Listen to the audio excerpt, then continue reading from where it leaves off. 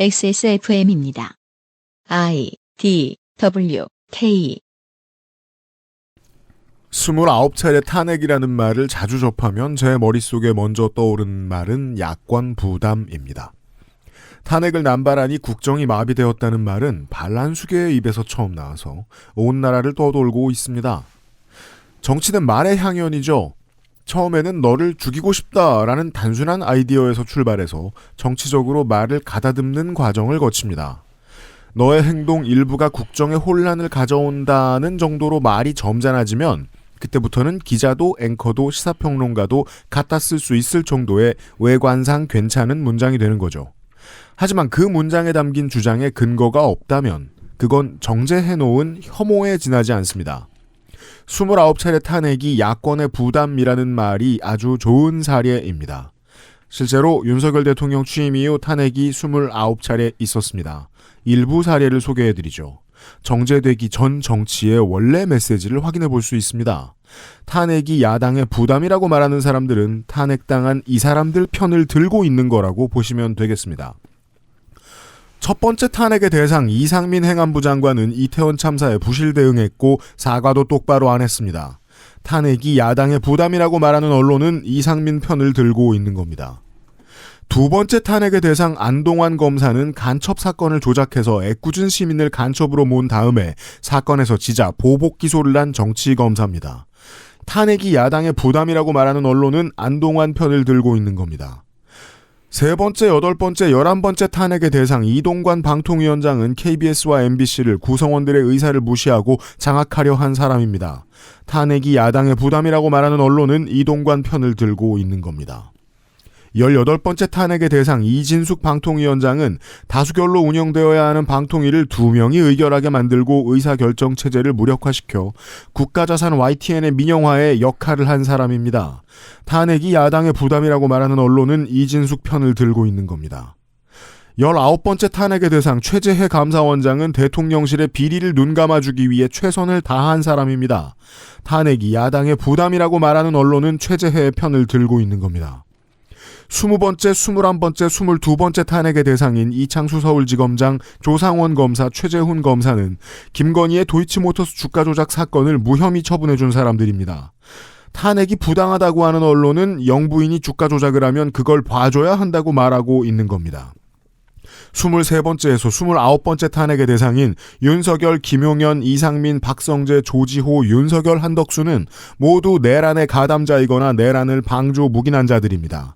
탄핵이 야당의 부담이라고 말하는 언론은 내란을 찬동하는 거 아닐까요? 탄핵이 야당의 부담이라는 말은 고위공직자의 저 모든 행위를 봐줘야 한다는 주장입니다. 그럼에도 부글부글 끓고 있는 야당이 신중을 기해야 하는 이유는 언론이 탄핵은 야당의 부담이라는 정제된 혐오를 시중에 쉬지 않고 끼얹었기 때문입니다. 선풍기를 틀어놓고 자면 죽는다는 도시괴담처럼 정신나간 소리를 반복하면 여론은 형성되죠. 노회찬 의원은 이렇게 말했습니다. 모기들이 반대한다고 F킬라를 안 삽니까? 그것은 알기 싫답니다. 그아실의 유승균 PD입니다. 다니던 회사가 수익을 내며 잘 돌아가고 있는데 어느 날 갑자기 문을 닫고 사라진다면 여러분은 어떻게 하시겠습니까? 세상은 보통 직원들보다는 회사에 폐업할 권리를 옹호할 것입니다. 세상은 그렇다 치고 열심히 일하던 여러분은 어쩌죠? 25년 봄 이상평론의 이야기입니다.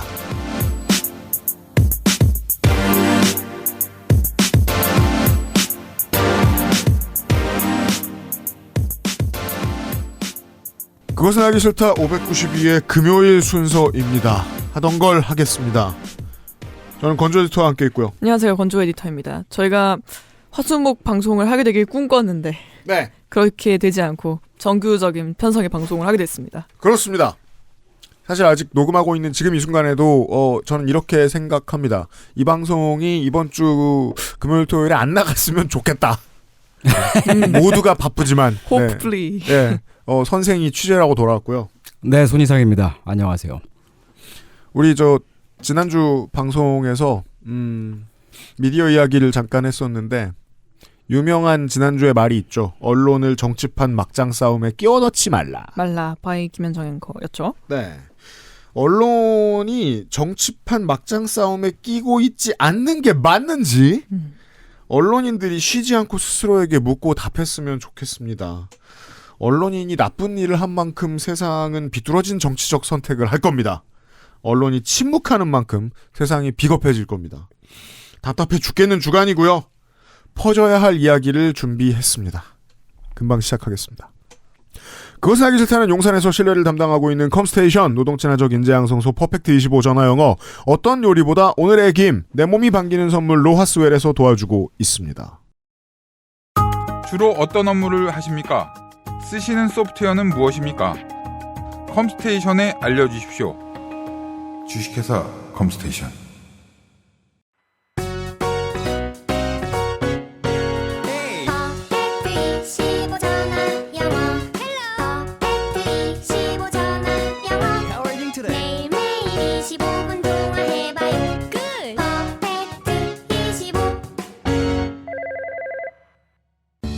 프리미엄 원초를 사용하고 수정 불판에 세 번 구운 우리 집 필수품.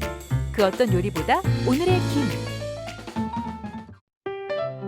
응원과 격려가 필요한 조금은 지친 어느 날. 내 삶에 하나를 더한다. 로하스웰. 로하스웰 봄맞이 이벤트를 하고 있습니다. 네, 환절기이기도 하고 정신적으로도 저희가 지금 상태가 좋지 않기 때문에 네. 컨디션이 휘청되고 있습니다. 매우 이 봄에. 그렇습니다. 네, 갑자기 봄에 눈이 오질 않나 게다가 많은 변수들이 있는데요. 네. 이럴 때일수록 로하스웰의 봄맞이 증정 이벤트를 통해서 건강을 챙기셔야 됩니다. 그렇습니다. 이번 주말도 살짝 춥습니다. 집회 나갈 때 조심하십시오. 전통의 강호, 미래의 후회를 막아줄 아누카보 맥주 효모가 일단 준비되어 있고요. 그것도 조심하시고요. 편안한 휴식을 필요로 하는 이들의 밤친구 멜라토닌, 엔트립토판 이거 요새 많이 필요하실 것 같습니다. 너무 열심히 사용하고 있습니다. 혈당이 치솟는 중년들을 위한 혈당 그리고 다이어트도 있습니다. 그리고 혈압 관리와 혈행 개선까지 한 번에 도와드릴 수도 있는 코큐텐, 메가, 홍국 등등 많은 라인업이 준비되어 있어요. 좋아요. 필수 건기식 및 식품을 모두 구비한 다양한 라인업의 로하스웰 전 품목 대상으로 지금 3박스 구매 시 1개 증정부터 5+2 이벤트를 진행하고 있습니다. 그렇습니다. 혜택이 많이 커졌습니다. 액세스몰에서 확인하시기 바랍니다.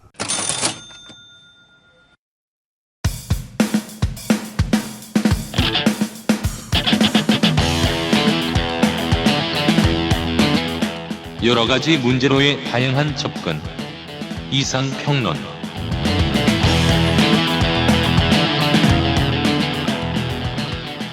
봄의 이상평론입니다. 네. 제가 그 알실 지금까지 하면서 네.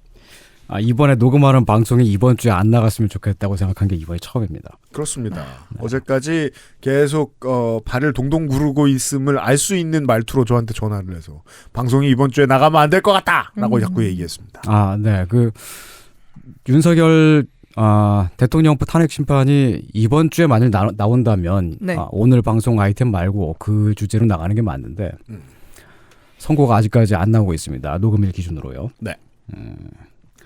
탄핵 심판 결과가 빠르게 나오면은 이 지금 하고 있는 녹음이 이번 주에 안 나가게 되겠죠. 그렇죠. 네, 그렇게 됐으면 좋겠네요. 그러길 바랍니다. 네. 근데 또 저희가 기다리는 동안에 할 일 없이 기다리는 동안에 이런 얘기를 또 중간에 같이 하는 것도 또 좋은 기획인 것 같아요. 그렇죠. 네. 쉴 수는 없잖아요. 네. 요즘에 너무 스트레스를 받아가지고 문명 6라는 게임을 하고 있는데요. 문명 6라는 게임이 세상을 정말 되게 정교하게 현실적으로 잘 만들어놨습니다. 시드 마이어 그러니까 기획자의 재능이죠. 그렇죠. 거기서 이제 산업단지인가? 그 정확한 명칭은 모르겠는데 산업단지라는 걸 지을 수가 있어요. 산업지역. 네.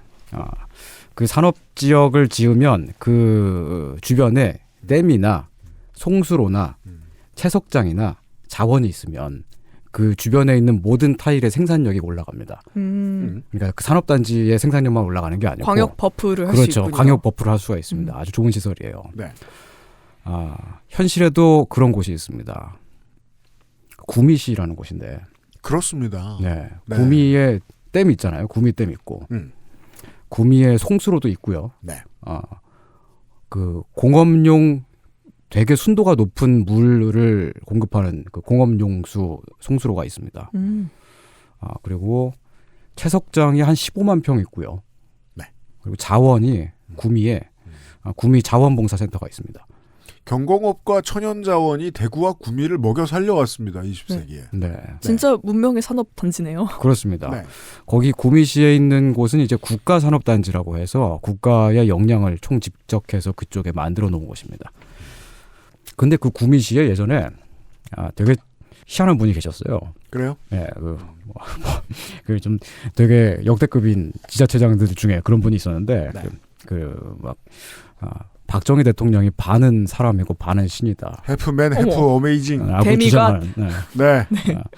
땡유진 씨라는 분이 계셨습니다. 그렇습니다. 네, 그분이 이제 구미에서 자치단체장을 하실 적에 구미에서 자치단체장을 3번이나 하셨습니다. 네, 길게 했어요. 네. 오방색 보통 옷을 이제 입고. 박정희도 내란수계 범주에 들어가죠. 그렇죠. 내란수계더러 반인반신이라고 하셨지만 구미에서는 3선을 하셨습니다. 네.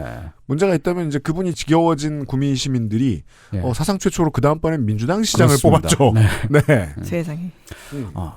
박정희의 생가가 있는 곳에서 민주당 시장이 탄생할 수밖에 없게끔 만든 그 굉장한 사람이었는데 그 어려운 일을 해낸. 어려운 일을 해낸 땡유진 지자체장이 있었어요. 땡유진 지자체장이 이제 막 이상한 옷을 입고 금관 같은 걸 쓰고 그런 것도 하신 적 있습니다. 예, 막 박정희 제사 지내고 아주 근본이 없었거든요. 근본이 없는 옷차림이거든. 네. 근데 사실 그게 일종의 종교거든요. 반신반인을 섬기는 종교 같은 건데. 네. 그런 종교 행사 같은 걸 했어요. 네. 근데 그런 게 이제 그 정치에 들어오면서 그러면서 그 좀 약간 이상한 분이 정치 행정을 하면은 일어나는 일들이 구미에서 벌어집니다. 박정희 기념사업이라든가 뭐 새마을 운동 기념사업이라든가 그걸 주도했죠. 네. 생가터에 막 판넬을 세운다든가 그런 일에 구미시 재정의 한 4분의 1을 쏟아 넣었습니다. 참 충격이었던 게 이게 네. 그게 이제 그 알실 시작할 때쯤에 있었던 일이었던 걸로 기억을 하는데 네. 이 땡유진 지자체장이 했던 일의 공식적인 이름이 박정희 탄신제였어요. 그렇습니다. 탄신제. 네, 탄신제였습니다. 탄신제를 했어. 반군 탄신제처럼. 네. 네. 구미 한정 크리스마스요. 네. 그러니까 그치 크리스마스네요. 예. 근데 유진이라는 이름 참 좋은 것 같아요. 남녀노소 누구나 쓸 수 있고. 네, 저도 쓸 수 있고. 네. 그렇습니다. 아주 평등한 이름이에요. 네. 영어로도 쓸 수 있고. 근데 그런 데다가 이제 돈을 쏟아부으면은 도시 인프라와 복지 그리고 주민들의 삶에 써야 될 재정이 축나잖아요. 그러면 일어나는 일이 그 변화가 되게 사소한 데서 드러납니다. 뭡니까? 제가 최근에 다녀왔는데 꽤 번화가 한복판인데도 보행로가 얼어 있었습니다. 네. 다음날 점심 때까지도 얼어 있더라고요. 그럼 안 되죠. 행정이 정상적으로 돌아가는 지자체 같으면 이거 몇 시간 안에 해결합니다. 그래야 되죠. 그렇죠. 위험하니까. 근데 가만히 놔두는 거예요. 되게 사소한 건데 그런 데서 보인다고요. 그 땡유진 시장이 계시던 2010년대에 괴상한 일들이 더 있었습니다. 뭡니까? 구미공단에 있던 기업들이 하나 둘씩 도산을 하기 시작합니다. 그래요? 네. 도시 괴담이네요. 네. 아니면 이제 구미에서 철수하고 아예 다른 지역으로 빠져나가거나. 네. 큰 기업이 하나 빠져나가면 연결되어 있던 납품업체들, 협력업체들이 하나둘씩 무너집니다. 도시 기반이 무너져요. 그러면 그 주변에 있던 식당가라든가 술집과 카페들이 문을 닫고요. 네. 아파트의 값도 싸지고 갑자기. 네. 맞아요. 그 땡유진 시장 때의 구미 아파트 폭락 엄청 큰 규모로 있었죠. 네. 산업단지가 큰 곳에 학교가 폐교를 하죠. 네. 그건 큰 회사가 빠져나갔다는 증거죠. 네, 그렇죠. 네, 모두의 삶이 영향을 받습니다. 광역 버프가 빠졌으니까요. 네. 맞아요. 그 다음에는 이제 학원이라든가 헬스장이라든가 뭐 태권도장, 한의원 등등등 이제 그 도시에 있는 여러 도시 서비스라고 해야 될까요? 그리고 그런 업종들이 다 하나둘씩 다 빠져나갑니다. 광역 디버프가 됩니다. 네. 임대라고 붙어 있는 거리를 지나가면서 봤는데 과거의 흔적들이 지금까지 남아 있더라고요. 지금도 많이들 빠져나가고 있습니다. 구미를 다녀왔어요, 선생이. 네. 구미시는 도시 생태가 한국의 다른 도시들하고는 다릅니다. 약간 한국의 디트로이트라고 할 수 있습니다. 뭐 기본적으로 그렇게 불러주는 곳이 울산이긴 합니다만 네. 구미는 경공업의 중심 같은 곳이니까. 그렇죠. 네. 국가산업단지라고 하는 대규모 산업단지가 시 안에 조성이 되어 있고요. 생산에 기반해서 돌아가는 도시입니다. 네. 자연히 노동 현장에서의 사건이 이 도시의 삶에 직접적으로 연결됩니다. 그런 지도 오래됐습니다. 생산도시는 다른 지역에서 젊은 인구가 들어오죠. 원래는 다른 지역에서 인구가 들어와야 되는 도시이죠. 네. 직장이 많으니까요. 그렇죠. 그리고 일을 하러 와서 거기에 눌러 삽니다. 구미에서 식당이나 카페 같은 곳을 운영하시는 분들 중에 또 예전에 대공단에서 일했던 노동자 출신이 많습니다. 그래서 이제 여러모로 여수, 순천, 네. 구미 이런 도시들이 외지인이 많고 네, 젊었을 때부터 여기 와서 커리어를 일군 사람들이 상당히 많죠. 그렇습니다. 네. 제가 만난 택시기사 이모 씨도 그런 사람이었습니다. 아, 그래요? 예, 94년도에 구미에 이주해 와서 2009년까지 대우전자에서 근무를 했던 분인데요. 15년. 네. 97년부터 2000년대 초반까지 IMF 때가 오히려 구미시의 전성기였다고 기억을 하시더라고요. 그래요? 네. 아침부터 술 먹는 사람들이 되게 많아서 아침에도 술 먹고 있고 그래서 술집들이 항상 열려 있었고 항상 불빛이 막 이렇게 화려하게 빛났다는 거예요. 근데 기사 매일신문 이런 데 보면은 그런 문구가 많네요. 구미공단은 IMF에는 아랑곳 없이 쉼없는 성장을 거듭했다. 네. 일감이 거기 다 몰려 있었어요. 그때 구미 인동에서 놀았다고 하면 좀 멋있는 사람, 잘 노는 사람 그런 이미지가 있었대요. 인동동이죠. 네. 노는 동네. 네. 인동동은 이제 구미공단 2단지와 3단지 사이에 붙어 있는 곳입니다. 제 추억은 네. 이제 제 학번들 중에 이제 생산직 대기업에 간 사람들 혹은 그들의 주변 친구들 중에 이제 구미 사람들이 다수가 있고 그러니까 구미에 간 사람들. 네, 그렇죠. 예, 일을 하러 이제 나 대기업 취업했어 하고 구미에 가서 눌러 앉은 사람들.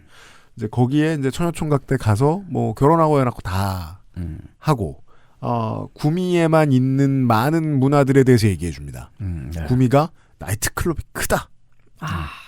그리고 대기업 생산 직원들의 애인이 되어 붙어먹고 사는 걸 직업으로 하는 사람들이 많다. 그런 얘기 잘생긴 사람들.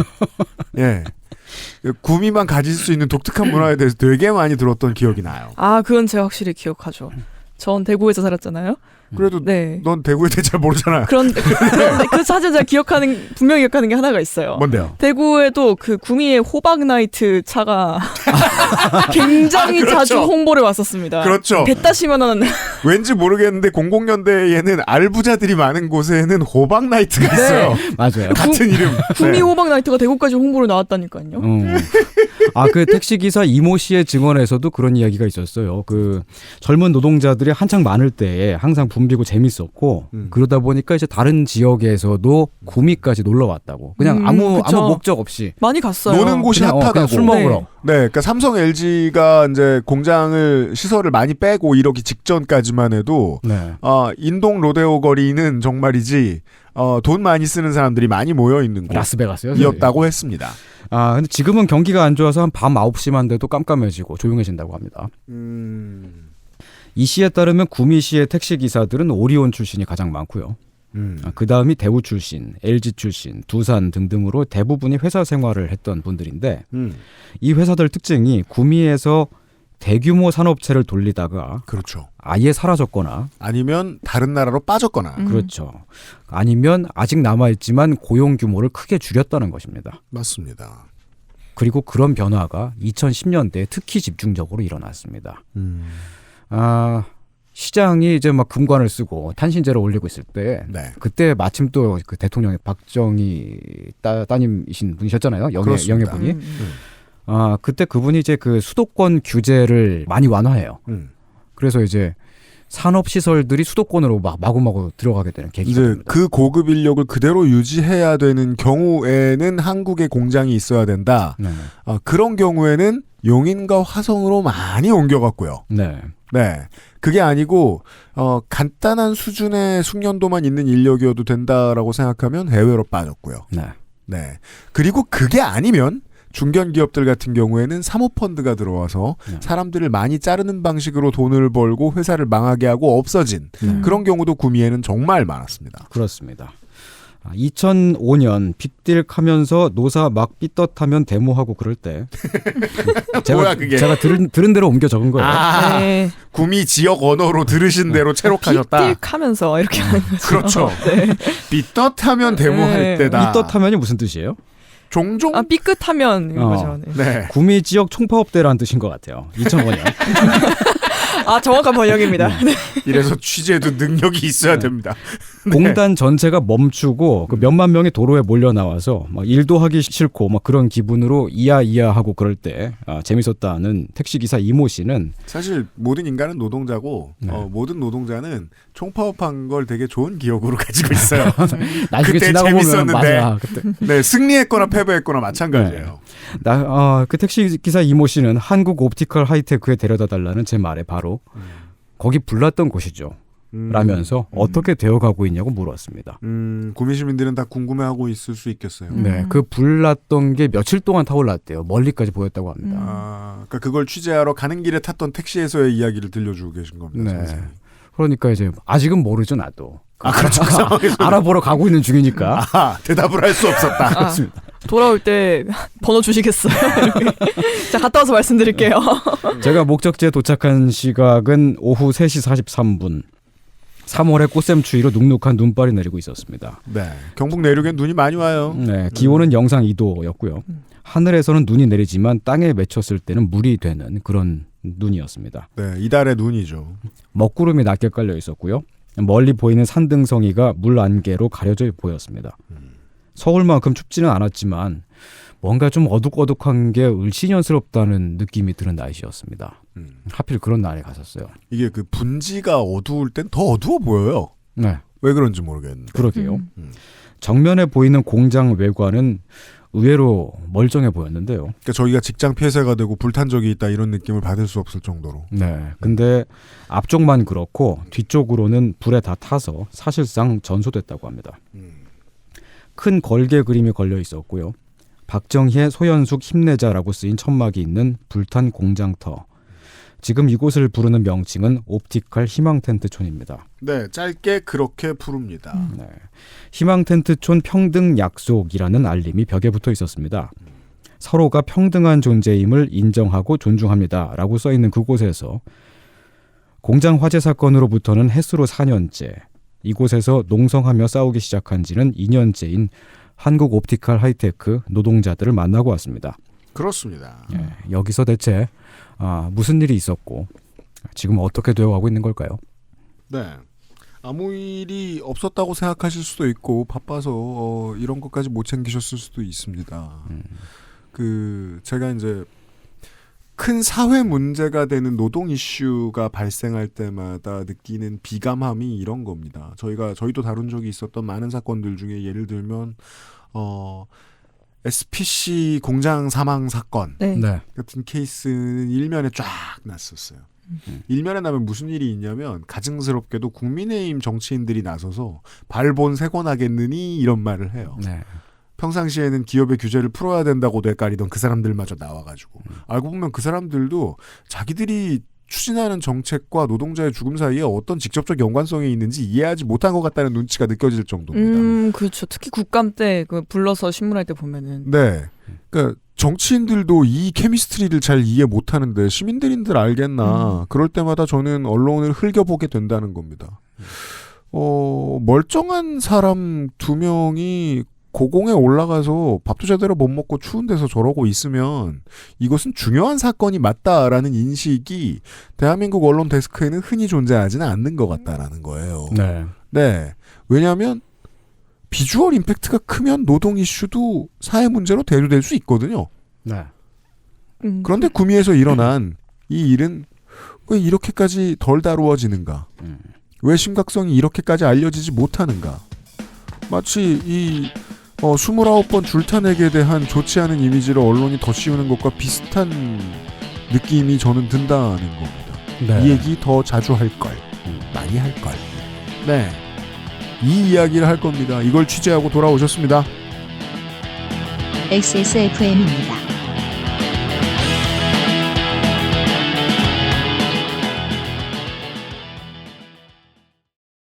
스포츠카처럼 강력한 사양의 하이엔드급 PC. 고가의 장비들을 내 손으로 조립하는 일, 시간과 열정, 꼼꼼함과 치밀함이 필요합니다. 초보라면 부작용으로 몸은 관절염을 얻거나 쿨러는 물이 새게 될 수도 있습니다. 컴스테이션을 고민해 주십시오. 이달의 PC로도 커스텀 사양으로도 빠르고 견고하게 만들어드립니다. 액세스몰과 010-8279-5568 컴스테이션을 만나보세요. 주식회사 컴스테이션. 건강기능식품 광고입니다. 바쁜 하루 늘 시간에 쫓기는 당신의 건강을 위해 이것저것 챙기지 말고 하나로 케어하자. 혈행 개선, 눈 건강, 간 건강, 스트레스로 인한 긴장 완화까지 한 방에. 이젠 챙겨 먹자. 로아스웰 스마트 원팩. 제조원 한국 CNS팜 유통판매원 로아스웰. 또 끼니 때가 됐네. 뭘 사 먹어야 되냐? 고기 반찬? 있겠냐? 생선구이? 나도 먹고 싶지. 없지 근데. 고소한 나물, 얼큰한 찌개 있으면야 좋겠지만 없지. 우리 집엔 없지. 없어도 되겠는데? 10가지 반찬보다 오늘의 균. 카카오톡으로 지난 수업 내용을 확인하고 반복해서 연습할 수 있습니다. 늘어난 실력을 매일 알려주는 전화 영어. Perfect 25.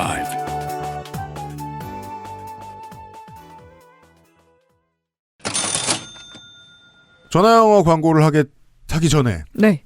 코로나 때 힘들었던 업체들 중에는 이제 주로 이제 근본이 오프라인에 있는 업체들이 많이 있는데 아무래도 그렇죠. 네. 행사와 행사 기획 관련된 업체들이 엄청나게 많이 도산을 했습니다. 그렇습니다. 네, 그렇죠. 이제 공간 운영하는 분들이시라든지 관련 전문가를 한 분 뵙고 왔는데 지금 똑같이 시장이 얼어붙어 있다는 얘기를 들었고 듣자마자 이해가 됐습니다.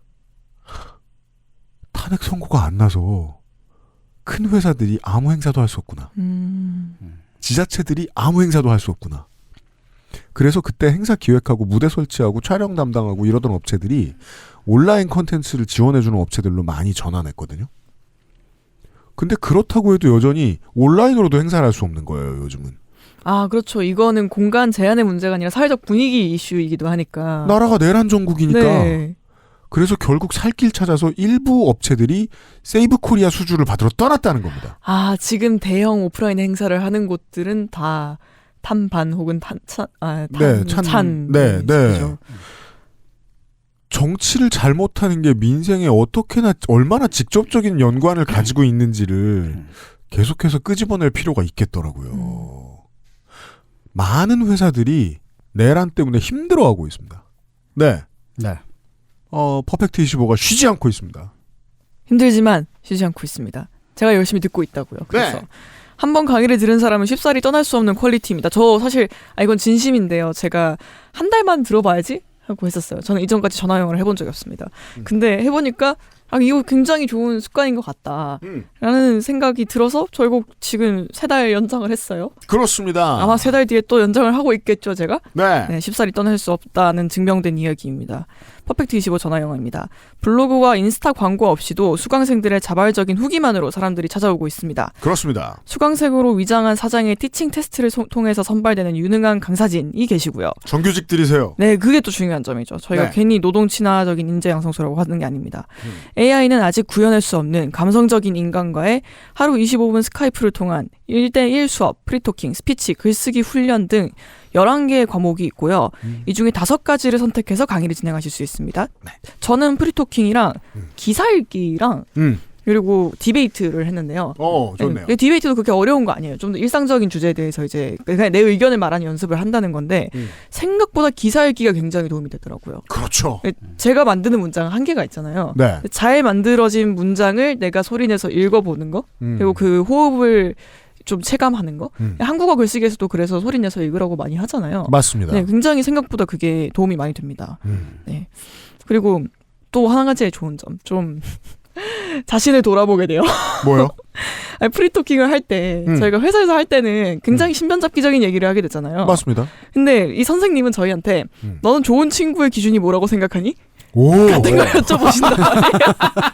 그건 저는 한국어로도 생각해 본 적 없는데 그러게.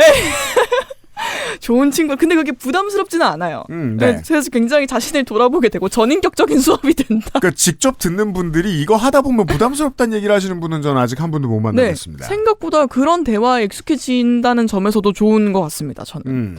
삶이 바쁠 때는 언제든지 또 멈출 수 있다는 것도 장점이죠. 네. 영원히 킵이 되는 강의로 부담감도 없습니다. 그리고 정말 쌉니다. 네. 제 동생은 또 다른 전화 영어를 하고 있거든요. 다른 이유로 다른 데 걸 하고 있어요. 네. 근데 늘 슬퍼해요. 그렇죠. 왜 나는 더 싼 데를 할 수 없는가 라면서 거기는 그쪽에 사정이 있기 때문에 어쩔 수 없는 것이지만 옮겨오고 싶어 합니다. 좋습니다. 네, 그런 정도로 놀라운 수강료가 있고요. 그러니까 퍼펙트 25에 전화하지 않으실 이유는 없습니다. 맞습니다. 퍼펙트25.com입니다. 네.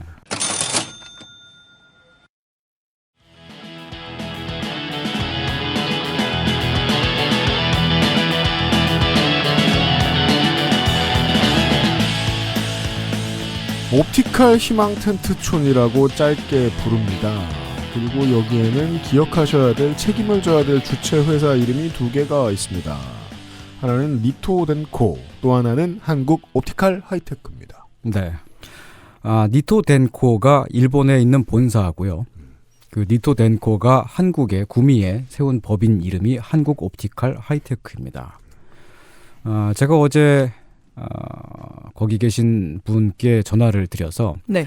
혹시 정식 약칭이 있느냐. 왜냐하면 그 지금 풀네임이 민주노총 금속노조 구미지부 한국 옵티컬 하이테크 지회.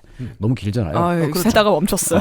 짧을 때는 그냥 옵티컬 노조 이런 식으로 부르고. 네, 그래서 그냥 여쭤봤더니 그냥 정식 약칭은 없는데 옵티컬이라고 불러요. 라고 하시더라고요. 옵티컬이라고 부를게요. 네. 구미 국가산업 4단지 줄여서 이제 사공단 앞에 한천을 끼고 외국인 투자 전용 단지가 있습니다. 네, 우리 지선 때 많이 듣는 말이죠. 외국인 투자 전용 단지를 해가지고 외국 기업이 많이 들어올 것이다, 뭐 이런 얘기하는 그런 게 실제로 이루어집니다. 네, 그 바로 그런 그 현실적으로 있는 곳인데 산업자원부가 그러니까 그 중앙정부가 외국 기업의 유치를 위해서 지정한 곳입니다. 특구 이런 거죠. 네, 여기에 들어와 있는 외국 기업들은 일반적으로 공장 부지를 공짜로 임대받습니다. 공짜. 네, 임대라고 해도 계속 연장하면서 쓸 수 있고요. 거기에 더해 법인세, 취득세, 원재료 수입 관세 등 여러모로 세금 감면 혜택을 받습니다. 그러니까 고용만 좀 유지해달라, 지자체를 위해서, 국가를 그렇죠. 위해서. 그러니까 우리나라 정부의 입장은 그런 겁니다. 모든 어드밴티지를 다 주면서. 세금을 깎아준다는 건 다르게 말하면 현금성 지원을 해준다는 거잖아요. 이걸 이해할 필요가 있습니다. 네, 정부가. 세금 감면이라는 건 기업에게 돈을 퍼준다는 뜻입니다. 그렇습니다. 적극적인 정부 개입이고요. 네, 우리 여러분들이 낸 세금으로 그렇게 외국 기업을 지원합니다. 이런 얘기가 나올 때마다 저의 결론은 늘 똑같습니다. 그러니까 25만 원 지원금 많다고 그 손살에 치지 마세요. 받아가세요. 기업이 받는 거에 비하면 1000분의 1, 10,000분의 1, 100,000분의 1입니다. 맞아요. 작아요. 네. 근데 그렇게 해서 기업을 유치한 이유는 당연히 이제 국내에 양질의 일자리를 늘리고 산업을 키우기 위해서죠. 그럼요. 구미 국가산업단지를 이루는 하나의 구성물로서 키우기 위한 겁니다. 네, 산단이 잘 돼야 시민들이 잘 되고 시민들이 잘 돼야 나라가 잘 되는 거니까 이렇게 퍼주는 겁니다. 그렇습니다. 어느 분야나 다 그렇습니다만 산업 또한 하나의 생태계 안에서 서로 연결되어서 성장합니다. 자동차를 만드는 회사가 있으려면 그 옆에 바퀴를 만드는 회사가 있어야 되겠죠. 네. 그러려면 또 그 바퀴에 들어가는 그 뭐지? 질적질적한 거요? 고무, 고무를 가공하는 회사가 있어야겠죠. 질척질척. 이렇게 서로서로 질척질척한 거? 네. 고무에 대해 평소에 어떤 생각을 하고 있으며 녹으면 질적질적해요. 고무를 어디에 쓰고 고무 왜 녹여? 몸에 안 좋아. 여름철 되면은 막 아스팔트에 쩍쩍 달라붙어요. 작품할 때 쓰시나요? 어쨌든 그렇게 서로서로 이제 고무처럼 연결된 산업 집약체를 클러스터라고 하는데 고무처럼 연결된 건 아니에요. 하지만 산업 클러스터가 있어요. 그렇습니다. 구미 국가산업단지가 바로 그런 곳입니다. 그렇습니다. 구미 호박 나이트하고도 끈적끈적하게 연결돼 있는 거예요. 그럼요. 아니, 모든 산업은 연결된다니까 인프라가 그렇죠. 커지면. 그렇죠. 모두 거기 사람이 많으면. 네, 태권도, 학원도. 네. 그래서 외국 기업이라도 아무렇게나 들어올 수는 없고 코트라의 엄격한 심사를 받아서 첨단 산업 기준에 맞는 기업만 들어올 수 있습니다. 그렇습니다. 포만 나는 인형 눈 붙이는 공장이 들어오면 인형 눈 붙이는 공장을 폄훼하는 건 아닙니다만 네. 구미시 입장에서는 기분이 좋지 않아요. 네. 네. 옵티컬도 그런 첨단 기업 중에 하나였습니다. 일본 대기업이 들어왔어요. 니토덴코가 100% 지분을 가지고 있는 일본 기업인데요. 한국 옵티컬은 LCD 편광 필름, 그러니까 TV, 노트북, 핸드폰 등등에 들어가는 첨단 소재를 주로 만들었습니다. 와, 이거 많이 팔면 부자 될 수 있는 그런 거네요. 다시 말하면 TV, 노트북, 핸드폰의 디스플레이 화면을 여기서 만듭니다. 있어 보인다. 하지만 그 표현은 없어 보여요. 디스플레이 화면의 일부를 만들어요. 네. 그렇습니다. 네, 대부분은 LG에서 파주에서 만들고. 네. 특이하게도 니토덴코는 한국에 3개의 법인을 나눠서 세웠습니다. 하나는 서울 쪽에 있는 법인인데 여긴 병원에 납품하는 의료용품을 만들고 판매하는 곳이고요. 그러니까 이제 업종이 다르고 네. 법인을 다르게 세운 걸 이해할 수 있죠. 그리고 다른 둘은 각각 구미와 평택에 세웠는데 같은 기술을 가지고 같은 기계로 거의 같은 제품을 생산합니다. 편광필름과 네. 그 열 박리 시트라는 것이 있는데 이 분야에 있어서는 세계 1위의 기업이라고. 네, 원천 기술을 가지고 있다고 하더라고요. 니토덴코가요? 네. 네. 다카사키 히데오 회장님이네요. 네. 근데 구미하고 평택의 법인을 나누고 거의 같은 일을 하고 다만 주 거래처가 달라요. 구미는 주로 LG전자와 애플 사이의 제품 소재를 만드는 곳이고 어마어마한 기업이네요. 네, 평택은 주로 삼성과 연결된 곳입니다. 잘 나가네요. 제가 만난 옵티컬 노동자 한 분은 구미에서 17년을 근무했습니다. 본업이 예술인 제가 자주 하고 다니는 말이 있는데 같은 일을 10년 동안 반복하면 누구나 그 분야의 마스터가 된다는 겁니다. 그럼요. 그쵸? 제가 아는 작곡가가 유면상 PD요? 아니에요. 작곡가 나 많이 알지. 그 온라인 테트리스를 열심히 했어요. 네. 네. 예. 활동 없는 날에는 네네. 금방 신이 되더라고요. 그래요. 그 봤거든요.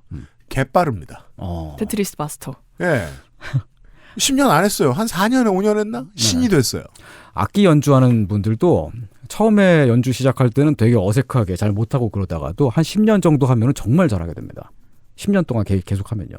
맞아요. 그냥 잘하는 게 아니고 자기 스타일이 생겨요. 그게 그 게이머들이 프로게이머들이 맨날 하는 충고잖아요. 다른 건 몰라도 게임은 네. 많이 한 놈이 짱이다. 맞아요. 네. 매일같이 10년을 반복하면 잘할 수밖에 없습니다.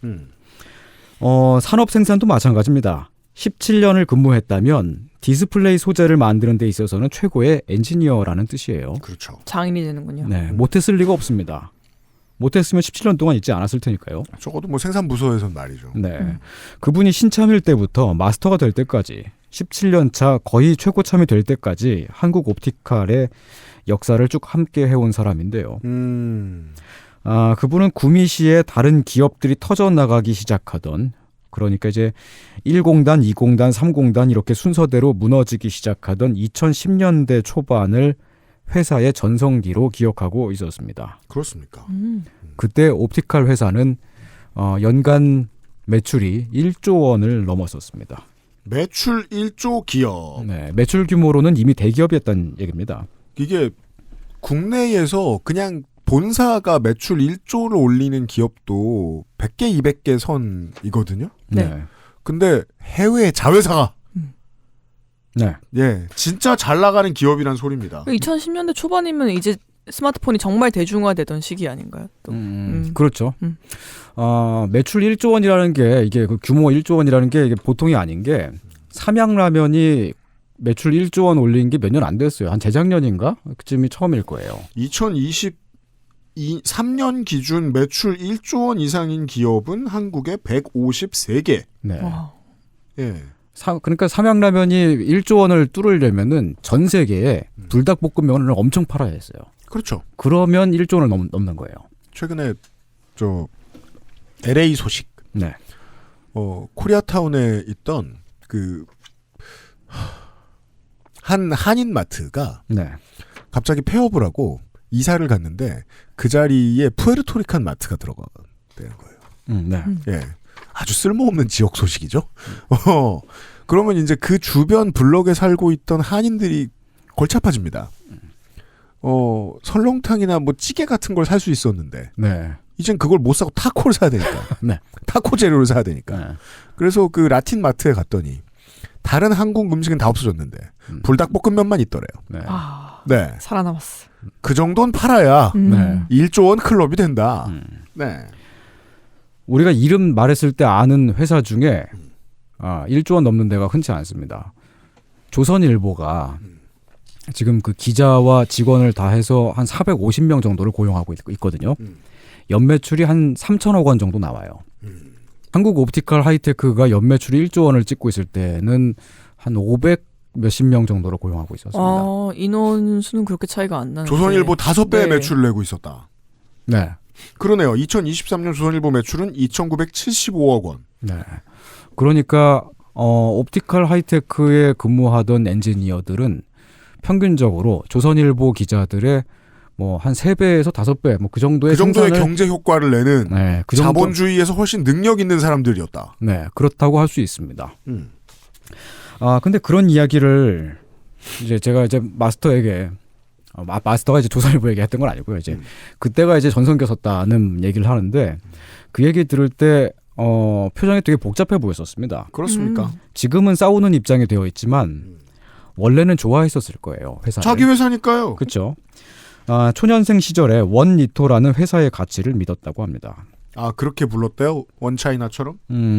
니토덴코는 일본과 한국뿐만 아니라 미국, 유럽, 호주, 중국 등등 전 세계 20개가 넘는 나라에 각각의 법인이 있는데 어느 나라에서나 니토덴코 사원들은 다 평등하고 다 같은 사원복을 입고 임금 체계나 복지 같은 것도 똑같이 한다는 게 이제 원니토라는 슬로건입니다. 글로벌 기업임을 굉장히 강조하는 슬로건인 거네요. 그러니까. 네. 그리고 또 유능한 직원을 리크루트하고 싶을 때 또 이런 원칙을 세워놓고 홍보를 해야죠. 네. 그러다 보니 구미에서 일하던 사람이 평택법인으로 간다든지 반대로 평택에서 일하던 사람이 구미로 온다든지 하는 경우도 종종 있었다고 해요. 특히 이제 사무직들은 자주 왔다 갔다 하면서 전환 배치를 했었고요.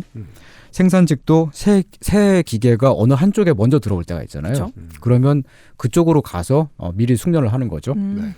그렇게 그 기능을 익히러 연수받는 식으로 왔다 갔다 했다고 합니다. 마스터 본인도 평택에 파견을 나갔던 적이 있었다고 하고요.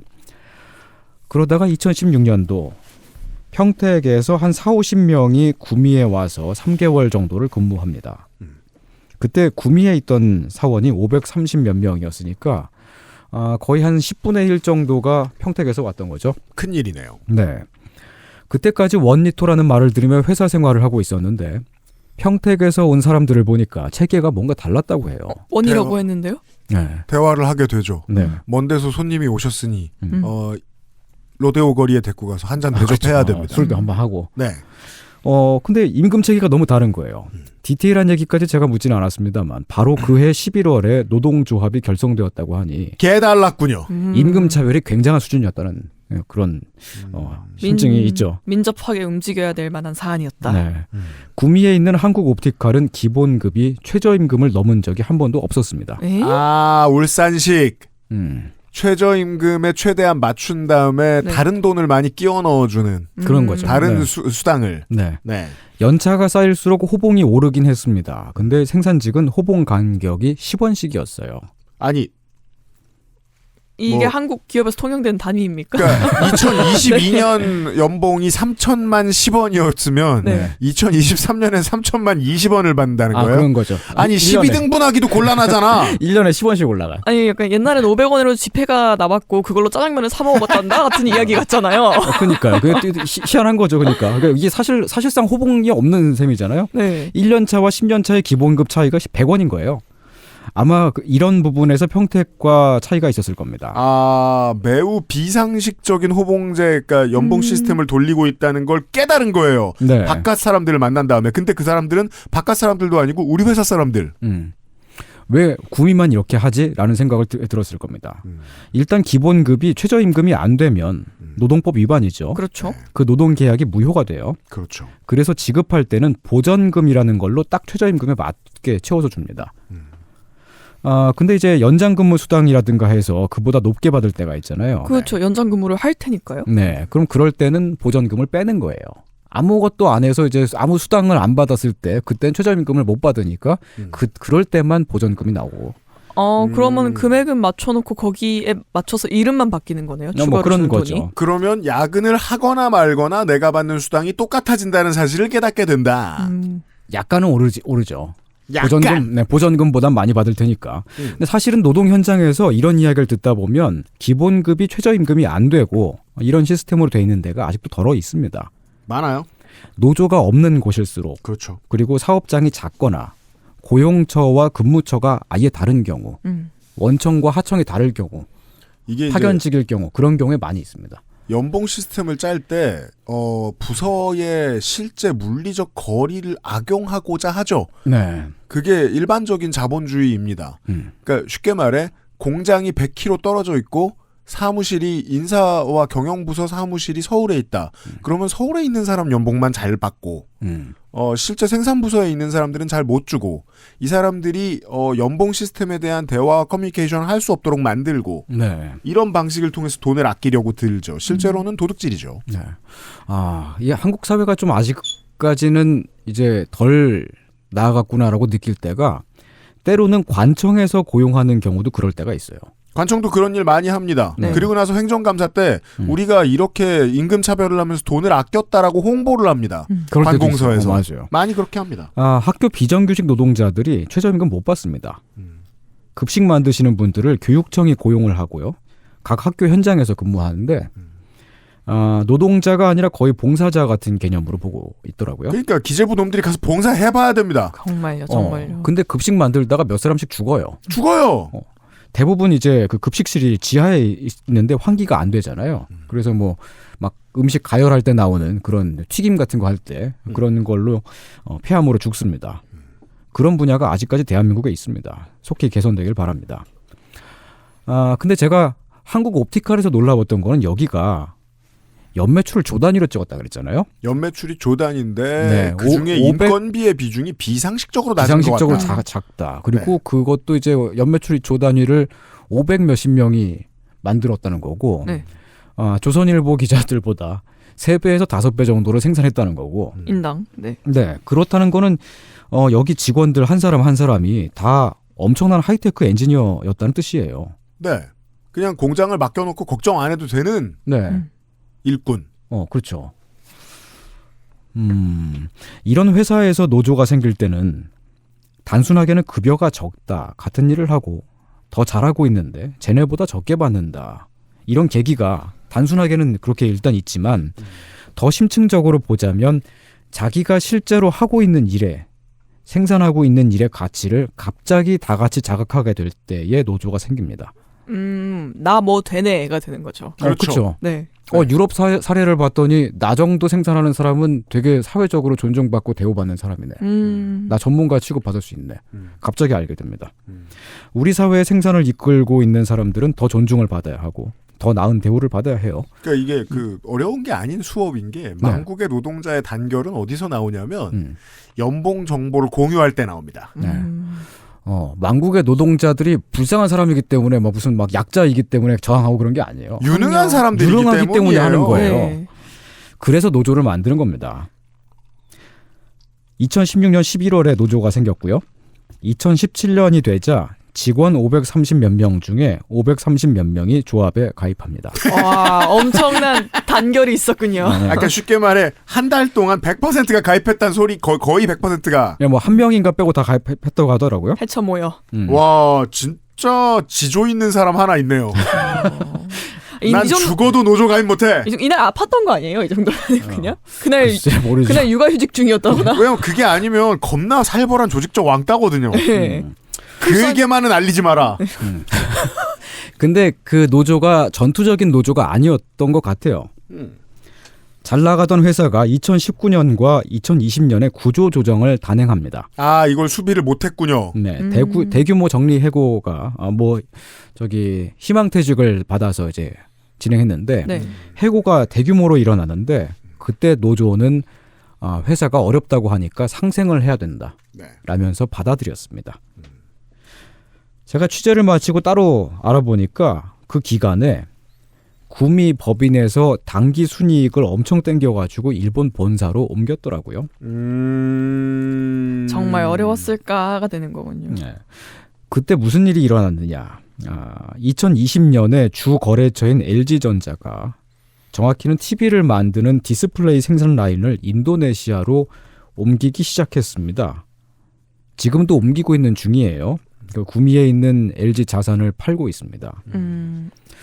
인건비가 더 싼 곳으로 가려는 것으로 보이기도 하네요. 그렇죠. 원이라고 했지만, 네. 여기 LG전자가요? LG가요, 네. 네. 근데 LG가 그렇게 옮기기 전에 미리 알렸겠죠. 너네는 우리 제품의 핵심 소재를 공급하는 데잖아. 근데 우리 구미에서 빠져나갈 거야. 라고 미리 알렸을 겁니다. 너네 어떻게 할래? 네. 따라올 테면 따라와봐. 이런 얘기 했을 거예요. 옵티컬 회사로서는 구미에 있던 주 거래처가 사라지면 여기서 버티기 힘들다고 판단했을 수 있습니다. 소비자가 명확한 사업이잖아요. 그렇습니다. 일반 대중을 상대로 판매하는 게 아니고 다른 대기업에 납품함으로써 굴러가는 회사입니다. 그런데 다른 대기업이 생산 전략을 바꾸고 생산 기지를 바꾸기로 했다니 하청업체가 빠지는 건 이상한 건 아닙니다. 뭐 그렇게 판단했을 수 있어요. 두 번의 구조조정 끝에 2021년에 남은 직원은 53명뿐이었습니다. 10%만 남겼습니다. 네. 니토데코 본사는 그때 이미 구미 공장 철수를 결정하고 있었을지 모릅니다. 10%를 남기면 장사 안 하겠다는 거죠. 네. 그때도 노조는 싸우지 않고 받아들였다고 합니다. 10%만 남았는데도요. 네. 아마도 선생과 인터뷰를 했던 분들과 그 외에 오랫동안 회사에 남아있던 분들 중 상당수는 그때 어찌됐든 싸워볼 걸 이라는 후회하는 마음을 좀 가지고 계실 수 있겠군요. 네. 그런데 바로 그때 공교롭게도 코로나로 전 세계가 락다운에 들어가죠. 딱 2019년, 2020년, 2021년 그때입니다. 네. 기업과 자본이 국경을 넘나들 수 없게 되었습니다. 그렇죠. 한국 옵티컬 구미 법인을 줄이면서 생산 물량을 중국에 있는 니토덴코 법인으로 옮겼더니 중국을 오가는 문이 닫혀버렸습니다. 이러면 문제가 생기는 게 네. 자본은 국가를 넘나들면서 노동자를 고용했다가 버리는 일을 반복합니다. 네. 그게 이제 몇십 년 단위로 가니까 내 평생을 뼈를 묻을 줄 착각하는 노동자들이 전 세계에 생겨나죠. 근데 그랬다가 어차피 자본은 옮겨가게 돼 있습니다. 네. 투자 트렌드가 얘기를 하면서 어쩌니 저쩌니 얘기를 하면서 근데 자연재해가 있을 수 있거든요. 네. 예. 코로나 같은 정말 전 지구적인 대규모의 재해가 있을 수 있어요. 그렇습니다. 그러면 그때는 예정한 대로 자본이 다른 나라로 옮겼다고 할 수 없잖아요. 네. 그럼 또 말을 바꿔야 돼요. 그래요. 그래서 되게 희한한 일이 일어나요. 한국 옵티컬의 또 다른 거래처인 애플 본사가 LCD 편광 필름을 구미에서 생산해달라고 압박하기 시작합니다. 아, 여긴 또 뭐 남은 창구가 당시 상황에서 구미밖에 없고 뭐 그런 상황이었었죠. 네. 그래서 옵티컬 회사는 내보냈던 직원들을 다시 고용합니다. 되게 웃긴 거죠. 바로 얼마 전에 희망퇴직을 받았는데 그 엔지니어들을 다시 불러왔습니다. 네. 제1순위로 채용했습니다. 아무도 예측할 수 없었던 자연재해가 있기 전까지는 그냥 사람들을 버리는 게 너무 자연스러운 수순이었던 겁니다. 업계는. 네, 그냥 노동력 1 그렇게 생각했을 텐데 그리고서 흐흐 하면서 다시 연락합니다. 이런 기업이 만약에 인간이었다면 저 서장훈 씨 나오는 고민 프로그램 뭐죠? 도사 그거요? 그렇죠. 네. 네. 그 프로에 나오는 이상한 의뢰인 같은 경우가 되겠죠. 무엇이든 물어보살. 아, 맞아요. 예.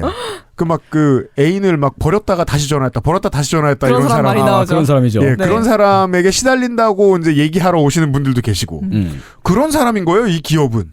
예.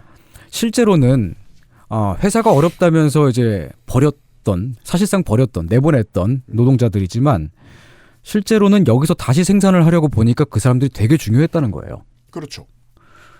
내보낸 사람들을 왜 다시 불러오냐면 이 사람들이 아니면 못 만드니까 그렇죠. 애플도 그러니까 구미에서 해달라고 했겠죠. 네. 아무한테나 시켜서 만들 수 있는 게 아니었다는 거예요.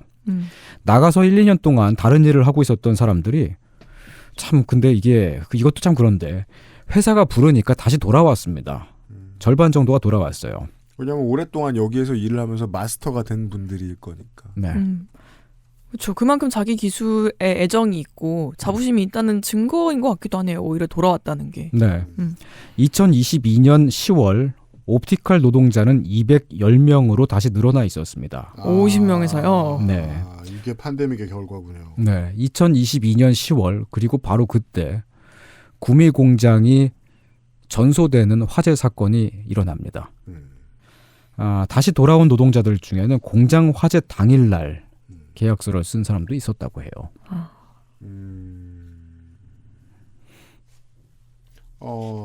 시내를 지나다니다가 네. 메르세데스 전시장이 있죠, 여기저기에. 네. 있죠. 네. 지나가는데 금속노조의 외국차 판매 노조의 네. 이제 한성자동차 지부에서 건 걸개를 봤어요. 예. 수익을 냈는데 수익이 다 중국으로 넘어가고 있다는 거예요. 그리고서는 정리해고를 하고 있다는 거예요. 레이싱홍 각성하라 이렇게 써 있어요. 레이싱홍? 유튜버인가? 왜 유튜버를 각성하라고 하고 있지? 알고 봤더니 메르세데스 벤츠를 파는 회사가 우리나라에서는 한성자동차라는 회사가 있습니다. 최대 딜러라고 네. 나오네요. 그렇습니다. 근데 레이싱홍 그룹이라는 그 화교 회사에 소속돼 있어요. 네. 오너인 거죠. 네. 회사가 예를 들어 1,000억의 실적을 냈으면 모 회사가 1,000억 실적을 냈는데 2,000억을 가져간다는 거예요. 배당으로. 네. 어떻게든 산수죠. 네. 수익을 냈음에도 불구하고 적자를 낸 것 같은 회사가 된 거예요. 한국자 회사가. 한국 회사가. 네. 그러면 적자를 본 것 같은 회사는 어떻게 해야 되죠? 정리해고를 해야 되죠. 그러니까 정리해고를 한다는 거예요. 네. 이게 자 봅시다. 사람은 모두 직업을 구할 자유가 있어요. 직업을 선택하는 건 자기 자유예요. 회사에서 오라고 하니 가죠. 회사에서 구인을 한다니 가죠. 우린 젊었을 때 회사를 골라서 갔습니다. 그 회사가 이렇게 해서 잘해주는지 저렇게 해서 잘해주는지 따져봅니다. 우리는 커뮤니티에서 블라인드에서 계속 회사 흉을 보고 회사 평가를 해요. 우리는 그럴 권한이 있고 권리가 있는 사람들이에요. 그럼요. 예. 그럼 회사는 권리가 있나? 법으로는 있거든요. 근데 그 권리를 남용하면 그 회사는 인류에게 버려줘야 되잖아요. 그런 회사들이 너무 많습니다. 네. 예. 사람을 막 굴리는. 네. 그 사람을 막 굴려서 이윤을 많이 냈을 때 그걸 사람들의 표를 받아서 국가를 운영하는 정부들이 봐줘야 되나? 이런 지극히 상식적인 질문에서 출발합니다. 예. 옵티컬 희망 텐트의 이야기도 마찬가지입니다. 아니 뭐 좋은 물건 만들어서 돈 많이 버는 회사죠. 근데 그 회사가 어떤 나라로부터 벌을 받거나 할 만큼의 잘못을 안 저지른 건가? 예. 그럼 이건 사회에서 지탄을 받아도 되는 건가 아닌가? 이 문제에 대한 가치 판단에서 혼란스러운 분들이 한국엔 정말 많습니다. 자본은 무조건 맘대로 해도 된다고 생각하는 분들이 되게 많습니다. 그래서 과정을 이렇게 좀 길게 설명드려야 됩니다. 우리 청취자 여러분들이 이해하신다고 해도 청취자 여러분들이 주변의 다른 사람들과 이 문제를 이야기할 때 또 어떻게 말씀하셔야 될까? 이런 것에 대한 마름질을 좀 더 해보도록 하겠습니다. 내일 이 시간. 내일이요? 네. 금요일에 그것을 해주시겠습니다. 고맙습니다. 감사합니다. XSFM입니다. I, D, W, K